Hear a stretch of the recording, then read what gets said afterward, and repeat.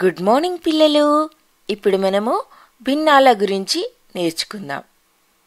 ఒకవేళ ఇంట్లో ఒక చాక్లెట్ ఉందనుకోండి, మీరు ఒక్కరే తినాలంటే సమస్యే లేదు, మొత్తము మీరొక్కరే తినొచ్చు. అలానే ఒక కేక్ ఉందనుకోండి, అది మీరొక్కరే తినాలనుకుంటే మొత్తం కేక్ మీరొక్కరే తినొచ్చు. ఒకవేళ మీ చెల్లి కూడా తినాలనుకోండి, అప్పుడు మీరేం చేయాలి మరి?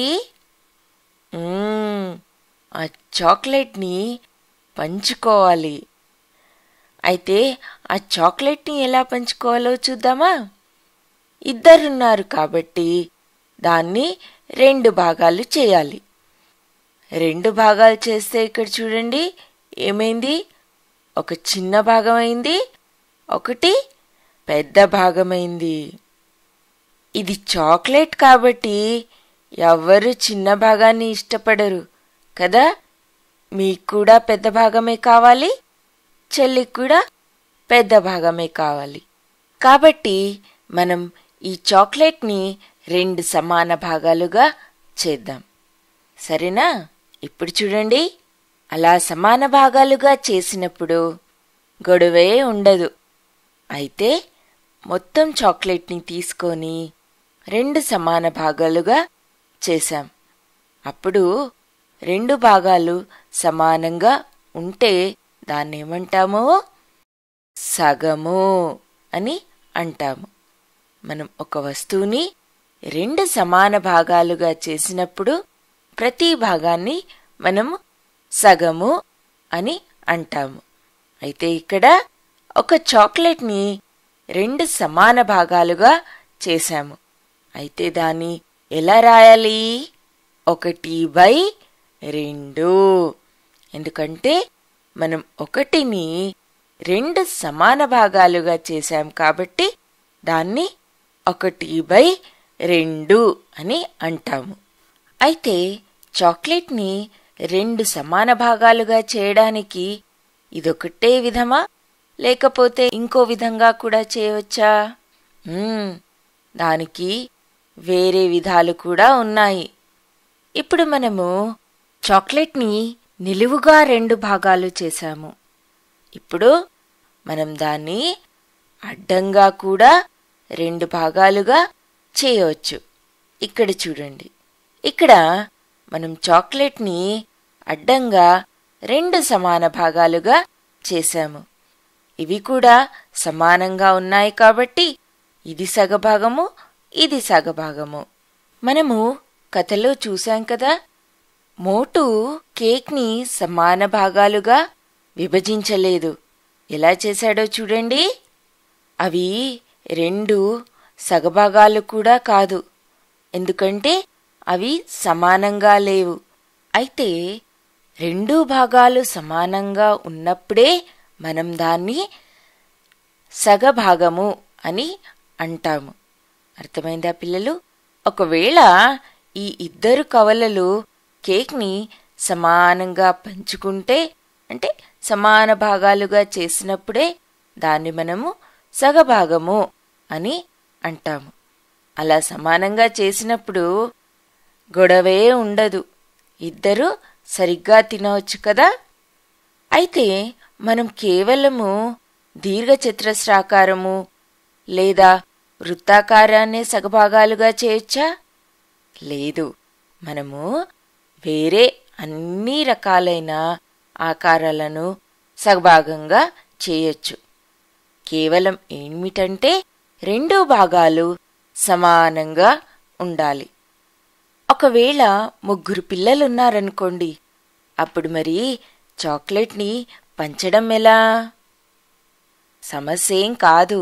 ఇప్పుడు మనం చాక్లెట్ని 3 సమాన భాగాలుగా చేయవచ్చు. ఎలానో చూద్దామా మరి?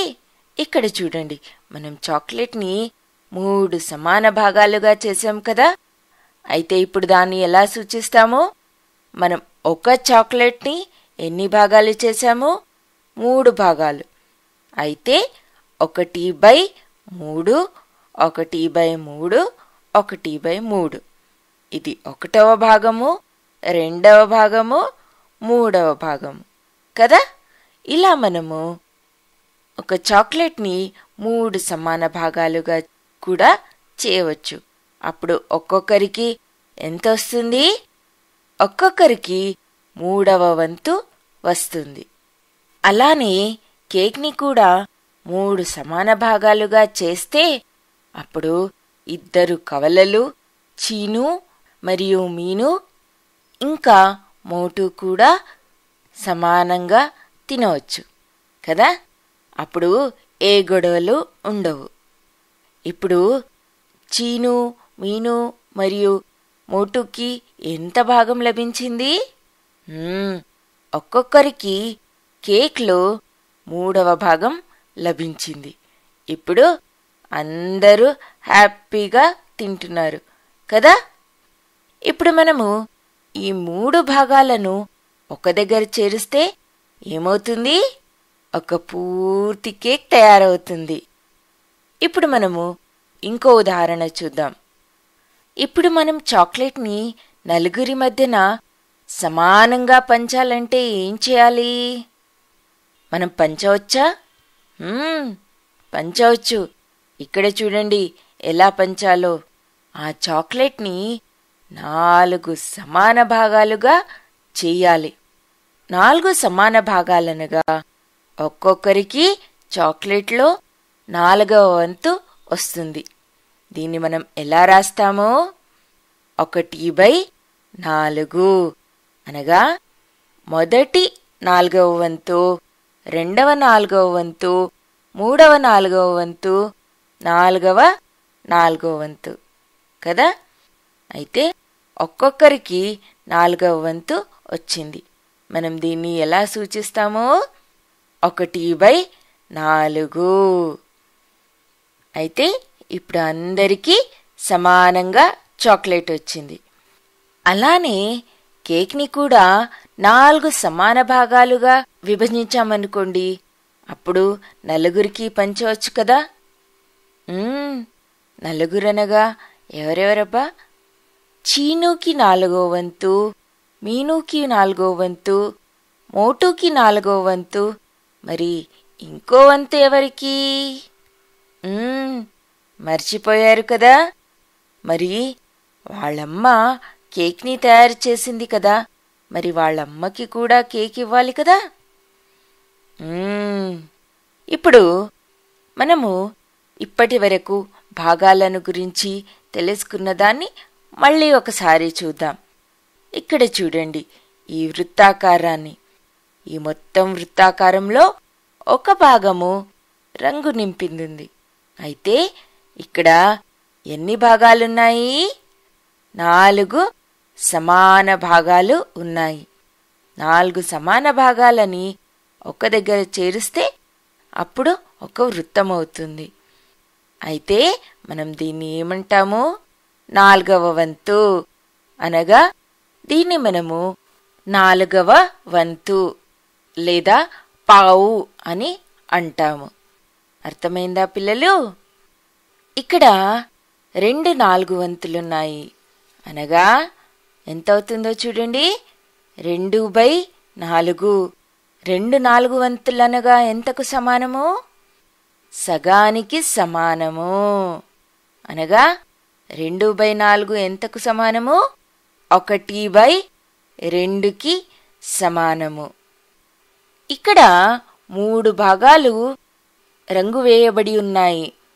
అయితే ఇక్కడ మనం దీన్ని ఏమంటాము? 3 4 భాగాలు అనగా 3 పావులు అని అంటాము. దీన్ని మనం ఎలా సూచిస్తాము?